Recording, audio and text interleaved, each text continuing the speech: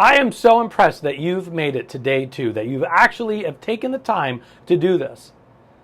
Less than 10% of people actually start a program they get, and less than 10% of those people typically never finish the program they started. So I want to celebrate you for really taking the time to invest in you. And you might say, oh, but it was only a day. Okay, let's celebrate. I find in our culture, at least here in Midtown New York City, there's not a lot of celebration. In fact, there's a lot of self-berating, self-beating up, lack of self-confidence, meaning like, I have something to celebrate. And I want to celebrate. So we said it in the last video. Gratitude is an attitude. Attitude is a skill. A skill is a habit, and a habit can be learned. So by showing up for a second day, you are building that habit. And I want to remind you, the goal is not to be perfect. Don't look for the best answers. Don't worry if it feels even weird. It's a practice. My wife Lauren loves yoga. I love watching her do yoga. Sometimes I'll join her in it too.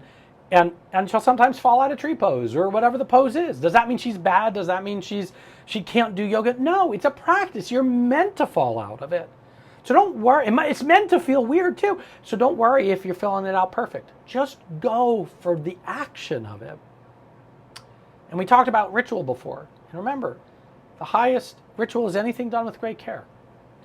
And the highest form of self-love is discipline. And the highest form of discipline is self-love. So even if you go, I've got children, or I've got 13 dogs to feed, which we actually have that in the Gratitude Slam, or maybe you'll be like, I'm too busy, I'm a CEO, or I just gave birth, whatever it is.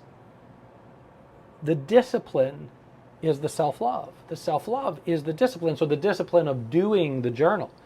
The reason it's short, that was very intentional, was so that it could be fast to do. And then you can start building confidence and trust in yourself, being like, when I commit to something, I can do something. So keep playing with it. Don't go for perfection. Just go for it. So again, pick a time, pick a chair, pick a location, and pick a catalyst. When I take my first sip of tea, I am in the gratitude journaling space. When I light this candle, I'm in the gratitude journaling space. As soon as I step out of the shower or bath and I put on my robe, that I am now in the gratitude journaling space. Because as you build the habit of building that space, you can do that with just about anything. And don't worry if you fall out of ritual and you don't skip it. Don't throw the baby out with the bathwater. The best part about building a ritual is you can spot when you're out of ritual. And you can go, I am out of ritual. I can spot that. I am so grateful that I can spot when I'm out of ritual. And then you go back to it the next day. This is an experiment for you to be kind to yourself. The whole thing, the whole gratitude journal, it's an experiment for you to be kind to yourself. And it's also an experience for you to be kind to yourself. So, if you haven't done your journal entry, let's do it together right now. Why don't we pause? Pause me right now. Do the gratitude journal. If you've already done it, then great. Then you can just hear me helping everybody else do it. And do the 3 things you're present for, the 1 thing from the past, and the 1 thing from the future. And remember, talk about it as if it's in present tense. Really pay attention to how you feel. Whew, even if it's weird for you, shake it out. What do I feel? I feel angry right now. Even though you have me doing this, Michael. So what's that emotion trying to tell you? That I really am mad at myself, or I really don't want to be doing this. Whatever it is. The practice is in the listening. And then your question of the day, which for day 2 is, what does life expect for me today? And I'll even share my answer for me. It expects me to be present with the people in front of me, which is you right now.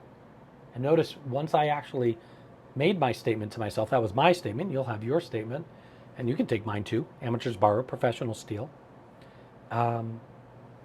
You can, it forced me to slow down, and you'll do the same. You'll be, my intentionality. So one thing that I find is wildly powerful in gratitude journaling is to have a gratitude buddy. And though I'm going to be your gratitude accountability partner here in this video, I want you to share with one person the gratitude journal. Pass them the link. In fact, we're going to put the link right here. inside the body of the email or the web page that you're looking at, and pass this on and say, hey, I'd really like to do this with you. And maybe you can even help them along. Maybe it's with a child in your life, or a family member, or a friend, or maybe a family figure in your life, and you can do it with them. But you're going to be one step ahead of them. And so by being one step ahead of them, you get to be a guide for them as I get to be a guide for you. And imagine a guide now coaching a guide, and then let's say they share it with one person too, and they come into your circle, they're coaching someone too. So we all get to continue that circle of servitude. So right now, go on, take that link below, and pass it on to somebody else. You deserve a life on your terms, and practicing gratitude is a surefire way that you're going to live more a life on your terms. Because gratitude leads to optimism. Optimism is what's the best thing. What's the best thing is what's the action I'm going to take right now to live that life on my terms. I'll be back with you again tomorrow. See you then.